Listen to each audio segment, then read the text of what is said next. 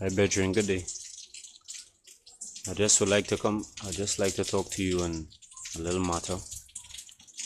Right, it's just something to think about. Right, we as Christians, we ought to shine a light in this world. Right, and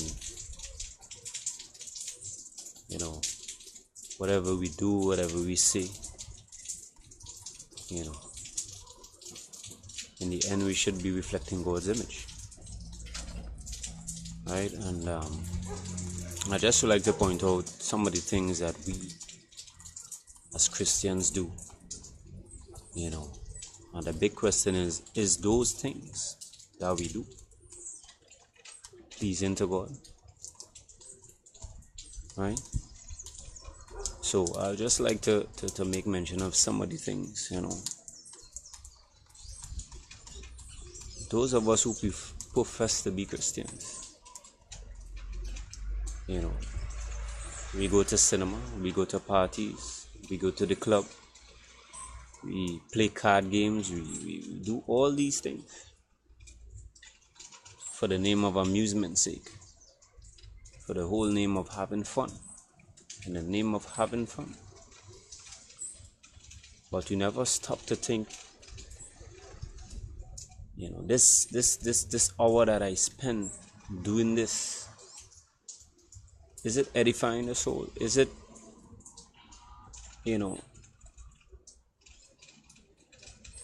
benefiting me spiritually?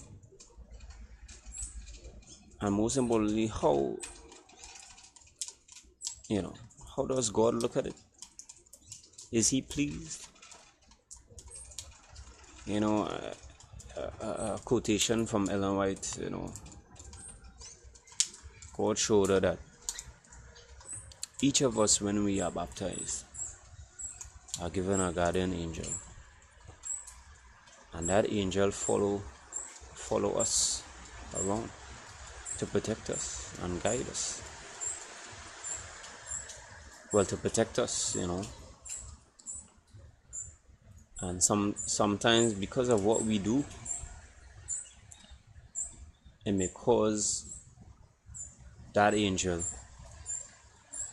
to grieve, to be ashamed, but the thing about it is, she said that the angels are permitted to go places, only that God allows them to. So that just shows that we supposed to have a connection with Christ, that everything we do, wherever we go, should be pleasing to God. And our angels are there to protect us at all times. Now, if we go to the cinema, or a club, or to play cards, or to a circus, or any of these places, now the angels are only permitted to go this far and no further. So while we enter the gate, they stop right there, and they say to themselves, they actually are really, really sad because they can't protect us anymore. All because of love.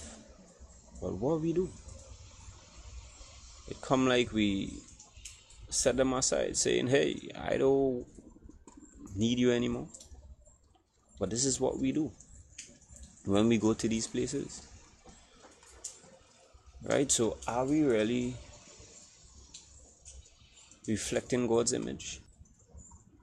Those of us who claim to be Christians, who say that, hey, I'm awaiting the coming of Jesus Christ, I'm watching and praying, but what are we doing? Let me just read a few quotations, right?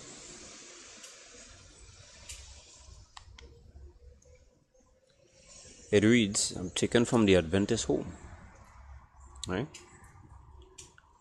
Christian recreation versus worldly amusement. There is a distinction between recreation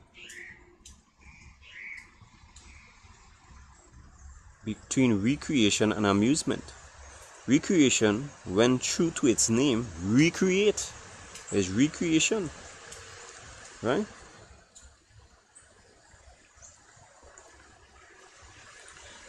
Tends to strengthen and build up, calling us aside from our ordinary cares and occupations.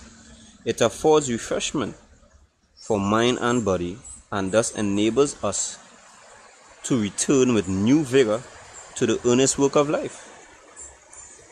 Amusement, on the other hand, is sought for the sake of pleasure and is often carried to excess.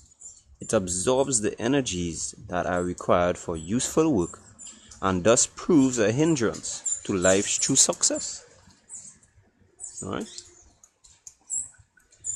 Between the associations of the followers of Christ for Christian recreation and worldly gatherings for pleasure and amusement will exist a marked contrast. Alright? Instead of prayer and the mentioning of Christ and sacred things will be heard from the lips of worldlings the silly laugh and the trifling conversation. Their idea is to have a general high time. Their amusements commence in folly and end in vanity. There is a great need of temperance in amusements, as in every other pursuit, and the character of these amusements should be carefully and thoroughly considered. Every youth should ask himself, what influence will these amusements have on physical, mental, and moral health? Will my mind become so infatuated as to forget God? Shall I cease to have His glory before me? Now, this is very crucial. Alright? It's really, really crucial. And you see, everything that we do and say, every place that we go, right? We should be always keeping up prayerful mind, contrite spirit, contrite heart.